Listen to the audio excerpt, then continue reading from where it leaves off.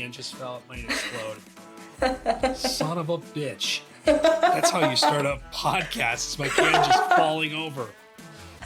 Maybe we should just start from there. Like literally. Just go ahead and start from there and whatever. Then crack it. If it explodes on you, honestly, it will be amazing. Yeah, welcome into right. No Puns Allowed. I guess. It's just like a very soft opening. So here's a can crack.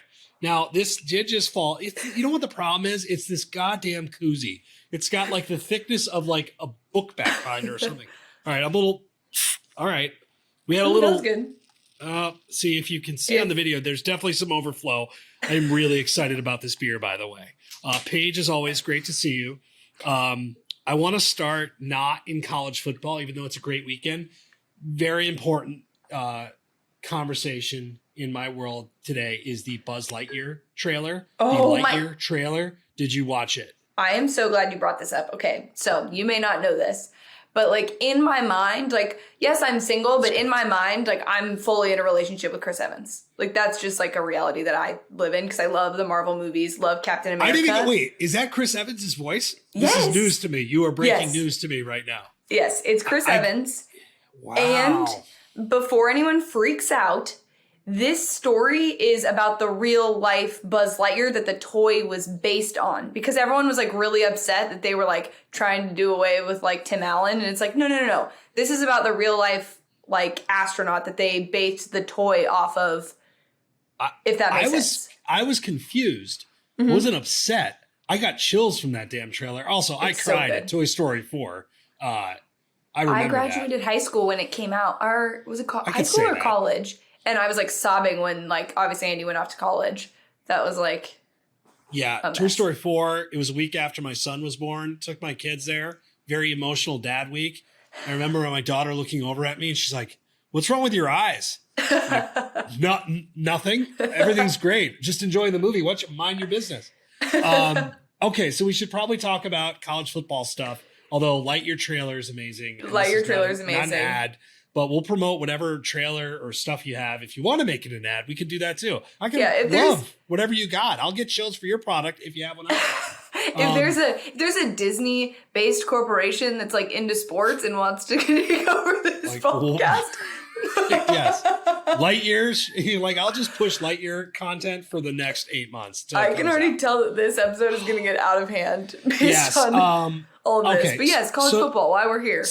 Mike Tomlin, USC job, your thoughts. What do you think of Mike Tomlin? I thought it was the best response to any possible coaching answer we've ever heard.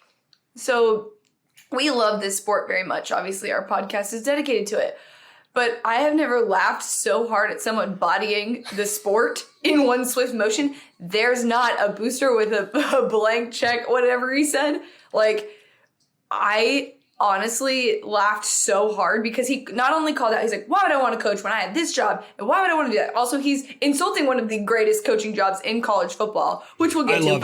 But it was so funny to me because it was just like, I don't want this nonsense. And I think it was you that tweeted the thing that was like, what are they supposed to say? Like, reporter, are you interested in this job? Yeah, I'm totally interested in this job. Like, you know what I mean? Like, they're not supposed to say those things, but this was like a absolute hard no. It was hilarious, and it made for good meme content too. That interview was just like absolutely amazing. So coaches screw this up every year.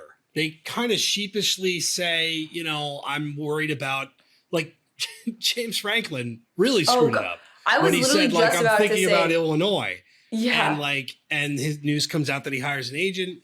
And it was really bad. I mean, that's probably as bad as you can do it. So explain to those people who don't know exactly what happened with James Franklin, what happened in that press conference. So James Franklin is being asked the same question, basically, that Mike Tomlin's being asked. About rumors USC. to USC or Louisiana, LSU, whatever. Mm-hmm. And he basically, I'm worried about the next game. I'm worried about Illinois, who they just played. Just lost to.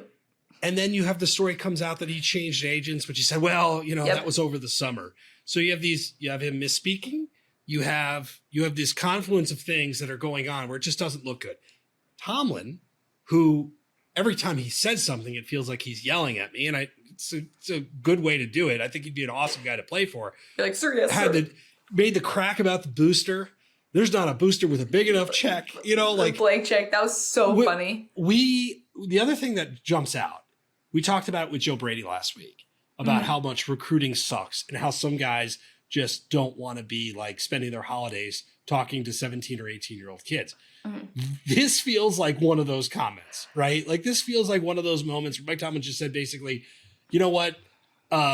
This sucks. I'm making a lot of money. I like my job. Leave me alone. And I think people are probably going to leave him alone now. So I think that's fair to say that applies to him. But the problem that I had with the internet yesterday was like, why would any NFL coach come do this? It's like, actually, because coaching at USC is better than some NFL jobs. I hate to say it. Like, you're also... It is. No. And I think that's the part that people are like, oh, the recruiting aspect. It's like, look, you're recruiting at USC. You're not recruiting at Texas Tech, which we'll get to. Like, there are things that like your life is going to be made a lot easier because one, they can get paid now and you don't have to worry about that aspect. Two, like you're in LA. You're literally in LA and it's one of the most storied programs. You basically get a free ticket through the Pac-12 to the championship, the playoff every year. Like, to me, that was just like a lazy take for NFLers, especially people that cover the NFL on the regular basis, to be like, well, no NFL coach is going to come do this. No, Mike Tomlin specifically, not come and do this, totally Correct. understand, doesn't need to do that. But there are guys like, it's a great job. It is a great job. It's a phenomenal job. Some people are better college coaches than they are pro coaches. Hello, there's a perfect example of the greatest college football coach that we have. No, it is a phenomenal job. And coaches would like scratch and claw their way to be in a position to be considered.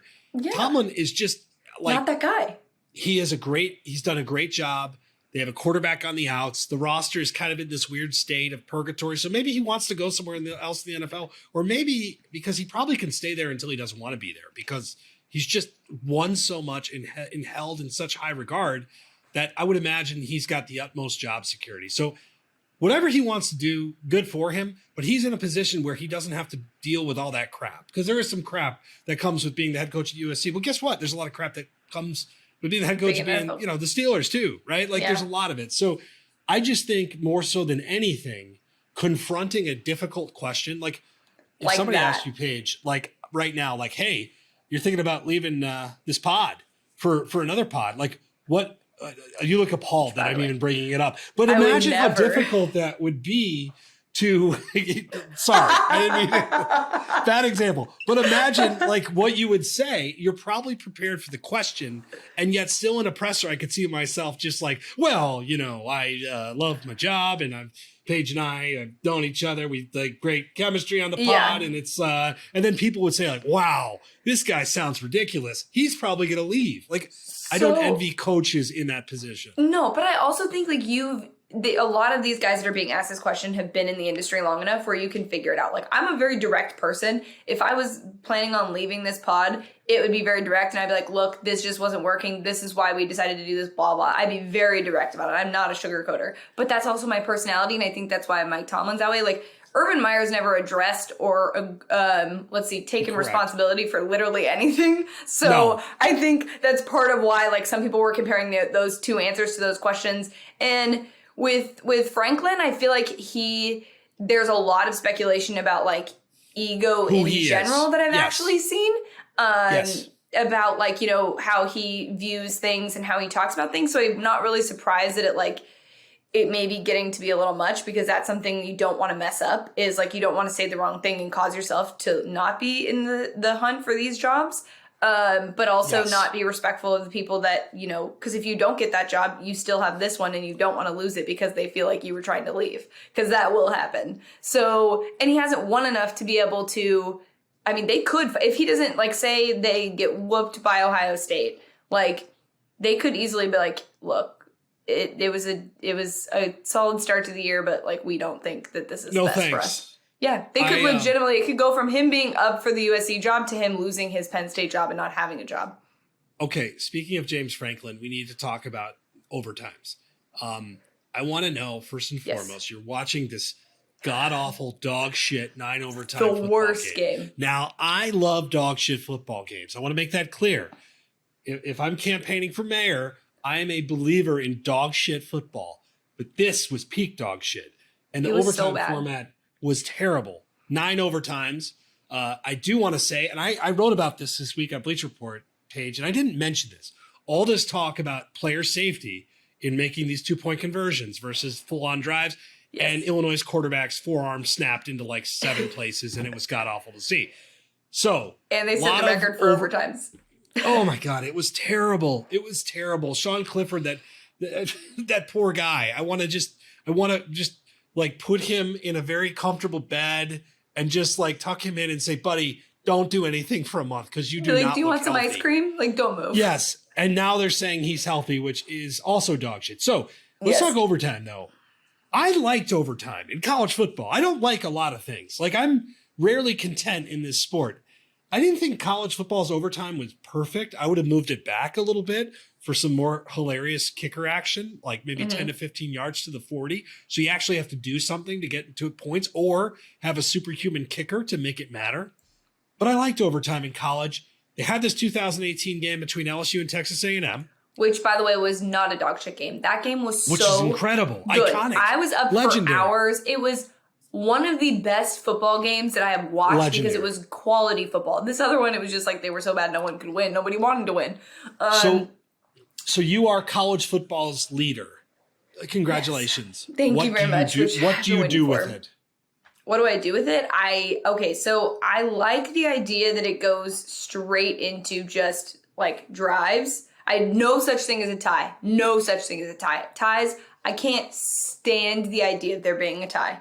But I don't think the 2-point conversion thing should happen yet. I feel like we should just keep going on, and that way, like, at least you can get a field goal. You know what I mean? So you can go for a field goal instead of having to go for 2. When you say drives, are you saying, like, I think NFL overtime is awful. And I don't want that to sound biased, but it's going to sound biased because I am a college football loyalist. The fact that you can lose a coin flip and lose the game has just always been comical to me. So when you say drives, are you saying start start a game over again? Or are you in like the still college football? No, I'm just saying, because some people were saying like add time to it and have the time. Okay. No, I don't need any time. I don't need a clock. Gotcha. I need like a play clock, but I don't need like an actual clock.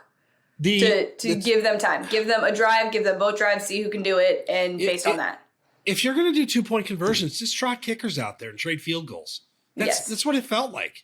And actually, that would be amazing because the college kicking is so bad. That's the beauty of college football, too, is like college kickers is a thing. Like taking away the kicking aspect of it is like taking away from college football because that's like our thing. It is. It is. It's like our thing. This officially of the pod. I think it would be amazing. And I think it's just as random as dumb as the 2-point conversions. But this is an instance. Like, the targeting rules I hate. But I get the efforts of player safety being made to do this. I understand the mentality. It just was a wobbly implementation. And frankly, I didn't think it was broken before. I thought it was quite good. I thought it was fine. Yeah, I thought it was fine.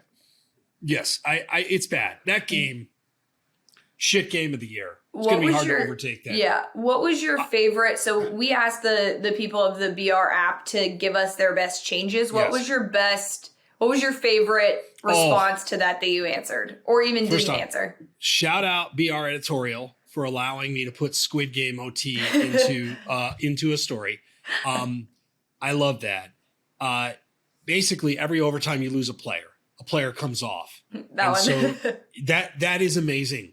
So just all of a sudden you're like, damn it, we got to take out the It's 2 quarterbacks. They're just standing face to face. Like, who can catch the other? And it ends in the Oklahoma drill, which is completely unsafe, but still amazing. So the player that was my favorite. I also like the kickers. I love kickers. If we want to make it really safe, get everybody's ass off the field and trot 2 kickers out there. That'll make it safe if that's what the goal is. I just think this is college football overthinking it. That LSU I just don't like the 2-point conversion thing. No, it was clumsy. It's weird. I'll tell you this, though. I'll bet you what we've seen. There are teams that are practicing 2-point conversion plays this week because they know if they get into that drill, they got to be better at what they are. And they certainly have to be better than Illinois Penn State because they were a travesty. Who was not a travesty is Kenny Pickett, my dude, 75-1 Heisman ticket that I'm sitting on in my back pocket. Not really. They do that stuff digitally now, but I have a ticket and I am excited about Kenny Pickett. Are you excited about Kenny Pickett? I love Kenny Pickett, not only because of how he plays, but after the game, when Molly McGrath was asking him, he's like, you know what? I'm going to have a cold one, and we're going to get ready for Miami. And I was like, buddy. Straight to my heart. Sold. But also what annoyed me after, though, is he didn't answer the question of, like, what kind of cold one. I don't know if he's answered it since, but I need to know. That's something that, like, I need the information on. Okay, so spoiler alert. This cold one that I'm having right now, and I'm doing it off camera, packing a bit of a punch. This is this is in the Adam Kramer rotation. I don't think Kenny Pickett's having these because this is like a $4.50 beer. Kenny Pickett strikes me as it's college, right? So it's domestic. But how domestic is he? And he's also in Pennsylvania. Yingling guy, maybe? Have you ever had Yingling? I have. And somebody tweeted that at me saying that that's probably what he was having. Yingling is a bit overrated, but it's fine. I don't want to say, like, I don't even think Kenny Pickett has to go to the Yingling level. I think he's just like, whatever, dude. Also, he probably doesn't have to buy the beer, if we're being honest, so it might be... It's true. He's kind of a big deal these days. He is a big deal. I thought, by the way, just Kenny Pickett, like, Clemson, like, holy shit. We wrote about Clemson last week. I love the team conglomerate because you and I are coming up with these angles together when we write at BR.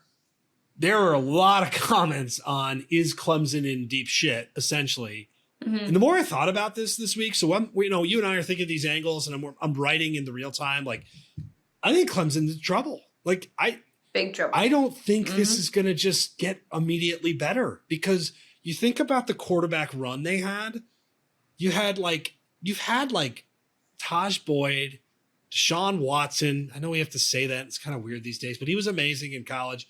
And you had Trevor, and you've had like decade plus of phenomenal players. And I thought DJ was going to be that guy.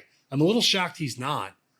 What I'm really interested to see, and I know this is kind of evolving, is Dabo going to make changes? Because that's a pretty tight knit group. So, again, Kenny Pickett, cold one, hooray. But on the other side of that, I don't know. I think the Clemson that we saw that was Alabama-like, in fact, maybe won and looked like a greater force than Alabama for a short period of time, I think is dead. I think that Clemson is dead, quite honestly. I don't know if you feel the same. I do. And something that I found very interesting is that no one had on their bingo card that DJ and Spencer Rattler were both going to be benched this year. There was no one in college football. I mean, maybe if you made someone who never watched the sport pick two guys, they would have picked it. But what I find very interesting, and I was having this conversation with my family because I was saying, those are two of probably the most valuable names, image and likenesses that have come about this year. Okay? Yes. And this is the first year that we've seen guys get paid. This is the first year in a very long time that we've seen two Heisman favorites be benched for huge programs, college football playoff level programs at preseason. For me, if I'm an NFL evaluator, the name, image, and likeness thing basically shows me that this is like a pre-test for the NFL of what you're going to get and what you're going to have to deal with. And part of me wonders if that is the issue. I don't think it's necessarily the issue. It's interesting for both of them, but it kind of is weird that this is the first year and they both have massive deals. I mean, DJ's in a Dr. Pepper commercial. I'm not saying that it's fully a distraction, but I'm saying maybe aged well, by the way. Yeah, but you have to wonder if that has played a role in being a bit of a distraction. But again, they should be fully capable of handling that because that's what's going to happen at the next level. So I'm just curious what sort of happens with those two moving forward and if they can move out of that slump. But I find it to be very odd that those are the two players that are really struggling and probably are the most valuable in terms of name, image, and likeness in college football. All right, we'll go to Oklahoma too. I think it's actually a really interesting point, and I do think it's going to hit players differently. Wrap up our week in review before we move week ahead and get to our amazing picks. Oklahoma almost losing to Kansas as I believe a 35-plus point favorite, and Wake Forest and Army, two very different games. I bet Army, they scored 50 plus points and lost by 2 touchdowns. That's a new one to me. And I don't know what the hell to do with Oklahoma. We'll talk. We got playoff top 5 that we're going to look at. Mm-hmm. And I don't know what to make of Oklahoma yet because Caleb Williams looks pretty good. Didn't look very good here. I do think Kansas is better, but obviously you can't have a game like this. So either of these 2 games, like what stood out to you most?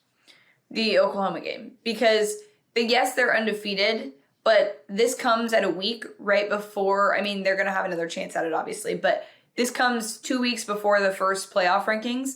And this is the first year that being undefeated really isn't going to carry as much weight as it has in the past because you're looking at an Alabama team who's lost a game, but is a better team. Like, if you look at them, they are a better team. I saw someone tweet that Alabama was getting favoritism in the AP poll because they were ranked higher than the Oklahoma team. And I was like, you have to understand that if you watch both of those teams, you obviously can say Alabama is a better complete football team. Yes. Like, and they're like that's just it's a very strange thing. And I think that like the eye test, we've had this conversation, the eye test is going to be a very, very interesting conversation come playoff time because Oregon and Ohio State, eye test wise, Ohio State looks like the better football team now, but at the time that they played, they weren't. So people need to get off their head-to-head bullshit. Like, yes. You beat a team head-to-head. I get it. That should count for something, but it doesn't count for everything. But how many weeks ago was that now? Well, exactly. But even so, like A&M beat Alabama. Okay, that's a nice win that boosts their resume. They also almost lost to Colorado. Yep. Like, so this argument is I do actually enjoy this discussion in the playoff era because it's silly and there's no good answer. And the playoff rankings are peak stupidity. I can't wait. I hope I am actually writing about those. I missed writing about those rankings. It was like, wow, Fresno State top 15. Let's go. Like Spoiler that was like alert, you are. Yeah. Yeah. Oh wow. Good. All right. Well, that's good to know. Just giving you assignments on air right now. Breaking. Good. Adam Kramer will be writing on Tuesday after the rankings come out. I actually enjoyed the shit out of that. So I'm looking forward to that. Now, let's get into rankings. I know we were going to move this thing around. I'll do mine first. Okay. These are our playoff rankings, and these are also what we think should happen, not what's going to happen. I kind of feel bad about my rankings, and I'll explain why in a second. So I have Georgia, I have Alabama, I have Ohio State, and I have Cincinnati as my top 4. I have Oklahoma as the top 5. And your first rounding out my top 5, first one out. I had Cincinnati number 2. You can't barely beat Navy. Like, I love Cincinnati. I want this to happen. Navy is particularly bad. I feel like dog shit is the word of the episode, and we have to wiggle that into the description somehow. Navy is a kind of a dog shit football team. So when Cincinnati does that stuff, that hurts me. It hurts my soul. But I can't, when they almost lose to Navy, rank them above Alabama. That's just my take. What do you have? So my rankings are Georgia at 1, Cincinnati at 2, Alabama at 3, Ohio State at 4, and Oklahoma is my first out at 5. So here's my thing with Cincinnati. They still have not lost, and I just said being undefeated doesn't mean anything, but they have quality wins as well. Okay? They have quality wins. Is Indiana a quality win? I don't want to turn this into like PTI. Well, in all seriousness, Notre Dame's still it's not. You're right. No, what I'm going to answer is no, but here's my thing. Cincinnati, if they lose a game, they're out completely. That's why I give them the number 2 ranking now, because they deserve it. Because, also think about it. If Georgia loses, in my opinion, they're not necessarily a worse football team than Cincinnati. So I don't think that I would move them. I would like to see a very dominant Alabama team just continue. They look solid. Yeah, they weren't that great against Tennessee. But they weren't. I mean, they started slow. By the way, they were down after the first quarter by 7 or more points for the first time in like 9 years. That is a wild and crazy stat. I may have butchered that, but it was some stat that it was like mind-blowing Saban mania. The weird part about Alabama, though, they play to the level of whatever team they're playing against. I think that's why they lost to Texas A&M. They also look extremely undisciplined, and that's it's not good. Like that's going to lose you a game to also Georgia. must drive Nick Saban crazy. Absolutely crazy, which is kind of amazing. They could be up. I mean, I don't know if you remember. It was like, God, maybe it was 2 seasons ago. Nick, or maybe it was last season. They were up by like 40 points at halftime, like 42 points or something like that at halftime against someone. And the sideline reporter asked him about something, and he's like, you know what? He's like, well, I'm not happy. I'm certainly not pleased, but I'm not mad, but I'm not pleased. And I literally have never laughed so hard in my whole life at a Nick Saban thing. And I watched a lot of his stuff. But he's just going to be angry always, and they need to be more disciplined. But that concerns me going forward against SEC teams and specifically Georgia. I thought about putting Ohio State at number 2. Like for as Me much too. as we rag on Clemson for not figuring it out, kudos to Ohio State for figuring it out. Michigan State had to eke by Indiana. Ohio State could have beat Indiana by literally 100 points. Like literally 100 points, which I think is a natural transition to this week. I was looking forward to Ohio State, Penn State for about 5 weeks. Even after Iowa, I was like, wow, Penn State could get right. And then they do whatever they did against Illinois. And it was terrible. Now, we tend to overreact to these games. College football is weird. Sean Clifford against Iowa looked incredible, and then Iowa knocked him out. And then he obviously is not 100%, despite what James Franklin says. This line has exploded. Last time I checked, and I'm going to get you an updated line right now, it is at 18.5 points, opened at 12.5-ish, although that was probably available for about a minute. I think Penn State could lose this game by 5 touchdowns. We talked about this earlier in the week. I'm like, oh, I just don't. And I was on the Penn State bandwagon. I just don't think he's 100%. I think they're playing the game because they also didn't disclose what his injury was, and I think they were doing that in order broken ribs. Yeah, exactly. He had broken ribs, and everybody knew it, but they weren't going to say it because they didn't want the other team to take advantage of that, which makes sense. Just walking around everything's fine. Everything's totally fine. Wearing a flak jacket. Yeah, seriously. He's got a neck brace too to just keep everything in check. No, it's frustrating, but I mean, like you said, and we've sort of alluded to this the last 2 weeks. Don't forget about Ohio State. Don't forget about Ohio State. Don't forget about Ohio State, because they look great. They look amazing. They're running on all their Ohio State that we saw last year. Well, I shouldn't say it like that. That could beat a good team in the playoff. I do think, as someone that appreciates development, I got to give them a lot of credit, because when I watched them against Oregon, defense looked broken. CJ Stroud was kind of early on struggling with confidence. It's cool to see a team grow as quickly as they have, because it wasn't just Oregon. Minnesota was rough. Tulsa, I believe, was rough. So it's cool to see just a team, Ryan Day stick with his quarterback, who looks like a superstar. You've got superstars at running back and wide receiver. And I think it's really bad news for Penn State. I think it's really bad news. I don't necessarily, this isn't going to be in my picks and pints, but I just think it's bad. Now, Big Ten, I'm so happy that we can just stay in the Big Ten and lean into it for a while. We did our pre-show meeting, and you said, spoiler alert, I'm picking Michigan. You were like, oh, God, no. So, paraphrasing. What are your thoughts on Michigan? Not really. Michigan I mean, if you listen to this podcast, you know that's a very accurate interpretation of what I said. I am certainly going to pick Michigan State, because you can't trust Michigan. And here's why. Because I think that this is going to be a close game. It's going to be a good game.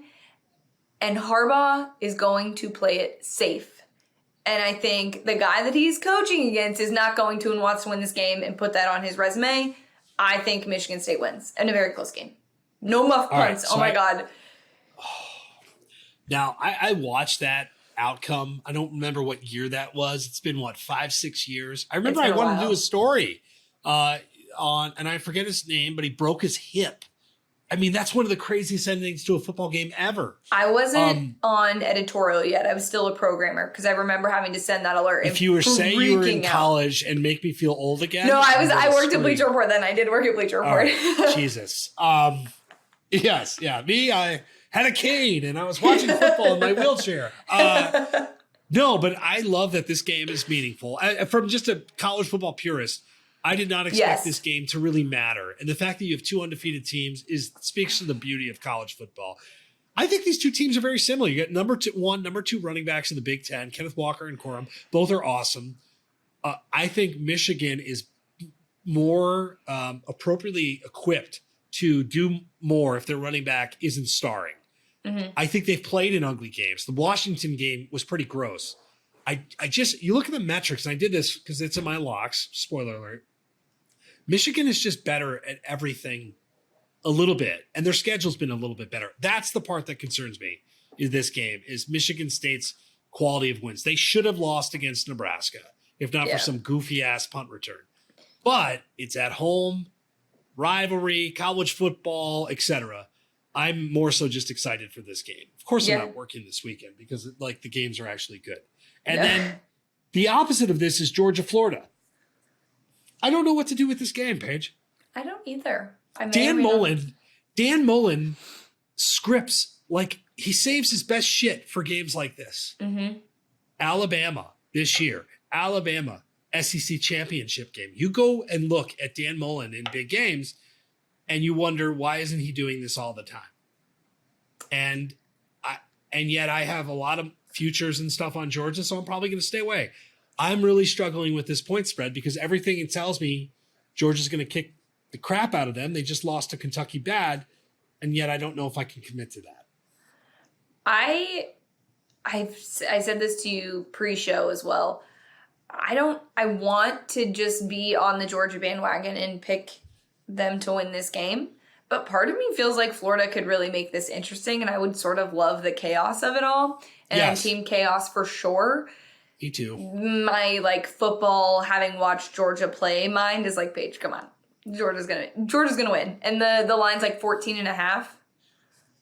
I feel like that's a little small. I decided that I was going to go against my better judgment and pick a spoiler for my picks. I ended up picking Florida. But honestly, if you picked Georgia, you're not in the wrong. But also, here's something that I have a theory on. Wow, clear throat. This is a very intense sports theory. My theory is that if the Braves end up winning the World Series, there is no chance that Georgia is winning the national championship because Atlanta can't have this many good things. For Atlanta sports fans cannot happen like that all at once. It's just against the odds of sports godness. Okay? That would be too much. It would be too much. So I think, sadly, I want the Braves to win the World Series because I hate the Astros, so I'm rooting for them. It's not necessarily me rooting against Georgia, which I probably, poor Eric Bowman, who I know is listening to this podcast right now, who used to be the CFB'd editor, I'm so sorry. I'm so sorry. Eric Bowman. It has nothing to do with you. I just, I don't know what it is, what my gripe is. It might be the fact that I'm also, not closet, but a quiet Bama homer, that causes me to have this. You were going to say closet or quiet? As if these things aren't aggressively out in the open. Right. No connections there whatsoever. But that game enough. Is always weird. We've talked about this so many times. The SEC. That's also why, even the Bama game, the Bama Texas A&M game. Realistically, looking at that, you could have gone. This game could particularly get weird. It's at Texas A&M. They could lose this game. And this is one of those games where it's this is set up it could be that, but then it's gonna be look. No, you've seen Georgia play. I thought this was going to be the Auburn game. I thought that game could get weird. It was for a while, but Georgia won. We are going to transition naturally to our gambling pick segment, which, by the way, you could still sponsor if you're into that sort of thing of picks and pints. We are looking for a gambling sponsor, an alcohol sponsor. Paige, I don't really care. But I will drink we will drink whatever you send. But this week's beer. We need to get you a better koozie though, which I think you need a Brewmate, which we want that as well. But if you guys could send Kramer a better koozie. Oh, did you get a different one? No. This is the can. Look at that. This is how clean is this can? That's a fancy can. It is really nice. It is kind of Penn State colors too, by the way. Which you've done twice now, so. I don't know if that's a good sign or a bad. This is Noon Whistle. This is a local beer. What's it called? Blue Noon Whistle. So this is. I'm gonna start. By the way, I just loaded up my fridge with local craft beers. Like it's time to get serious. It's time to get in the fall. It's time to get serious. I'll do some of the Christmas ales. There's a couple of them that are good. Not a huge Halloween fall beer guy, but this Noon Whistle is very much on point. So again, if you've got other beers that you want to send us, we will drink them on air and review them and talk about them because we love beer and we love also money. We love alcohol and money. Yes, we like both of those things. So you're at Florida plus 14.5. I like it. Yes, I took that. I mean, I shouldn't have, but I did. And I took Michigan -4 versus Michigan State. And I could say I probably shouldn't have, but I did. Let me go through mine. I'm betting against Iowa Hawkeyes this week. I don't really want to talk about it. Wisconsin -3 versus Iowa. I'm betting against that game. I'm betting against that game, technically. So yeah, this is sicko shit, by the way, that you've got going on in this game, and I appreciate it. I can't wait for you to talk about it. Yes. I like Utah -6.5 versus UCLA. DTR got banged up. It was bad. It was brutal. I don't really care if he plays or not. I think Utah at home is a different beast. Mississippi State +1 versus Kentucky, maybe my favorite game on the board. Phony, weird. Mike Leachy, that's my kind of game. NC State -7 versus Miami. I like NC State. I like that team. I got to make sure I have that game right. I feel like I'm reciting last week's game. Who did I bet against last week for Miami? Hold on. Do I have that right? I'm confusing my ACC teams. Hold on. Which happens. Hold on. I'm sorry. Louisville. I was like, I had Miami. So I just wrote about this in Locks. I had Miami. It's a 7.3% beer. I had Miami last week against NC State. NC State -7 versus Louisville. I've been looking for a good spot to bet against Louisville all year, and I think this is the spot. And the last one, bonus. I'm sorry, I just love you blaming the beer for why you messed that up, which is fair. We just have a lot going on over here. And then my last pick is Nebraska -7.5 versus Purdue. Hilarious point spread. Nebraska getting a ton of love for the odds makers lately. They're going to let me down, but I'm going to give them one more chance to deliver. They did cover against Michigan. They've played pretty good. They just need to find out ways to win a game. I'm curious if Scott Frost can win a game like this. So in honor of your neighbor, I also took Nebraska -5.5 versus Purdue. So 7.5. Sorry. 7.5. Sorry. This is not our best like picks and pints segment to send to a prospective gambling. At least you have the right game, just not the right line. We're a mess over here. Yes. I can't quit TCU. I really cannot quit TCU. I don't know what's wrong with me, but TCU, Kansas State, I'm taking the over at 58.5. So the TCU over for me is like, yes, whatever.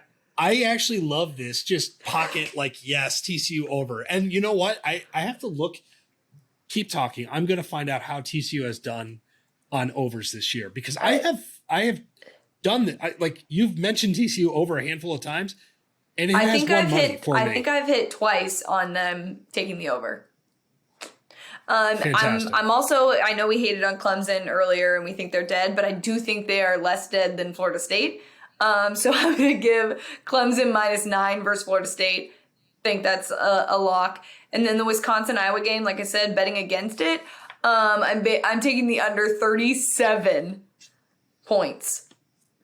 By the way, TCU has hit the over in 4 of the last 6 games. So you're on Boom. it. The Iowa-Wisconsin under 36. It opened at 36. It's very sad. It's sad, but it's... Wisconsin's won 3 in a row, and I think they've passed for less than 300 yards total. Like, it's been grotesque. It's so sad. But I don't trust Iowa. I really don't. I like under 37. They can't score points. This is going to be it. The only thing that scares me in this game is Iowa doing something stupid with turnovers because they can do that. But but are they really going to score that? Are they really going to score 3 touchdowns on turnovers? No, probably 2, but maybe not 3. That was Iowa's formula to look good for a while. Yes. As we wrap up, any other thoughts on week 9? First off, weird that it's week 9 already. Right? Episode 9? We've been doing this for 9 weeks. That's a little weird. And we actually really love it. So I don't know if you guys can tell, but we have a great time.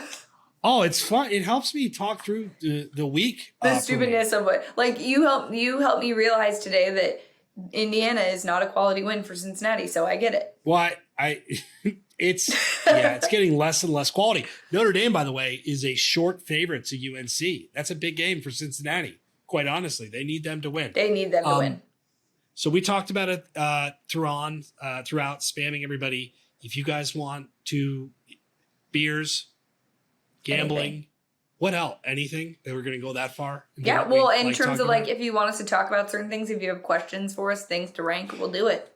Yes. Spam us, spam your friends, like, subscribe, yes. Whatever the hell. Follow us on Instagram, no punts allowed. Twitter, no punts allowed. It's very easy, guys. It's very easy, especially if you know how to manage social media, which I really don't, but I am enjoying this. To no one's surprise. Any parting thoughts before we head into a week I'm really excited about, quite honestly. Me too. I would just say Ohio State's going to win by 1,000. That would be my takeaway for this week. I think it's going to be bad. It's going to be a bloodbath. And I think Iowa's going to lose, and we can bury the Iowa Hawkeyes next week. And I'll be an adult about it, I promise. Okay. I'm ready for it. So for Paige, I am Adam. We will talk to you guys next week.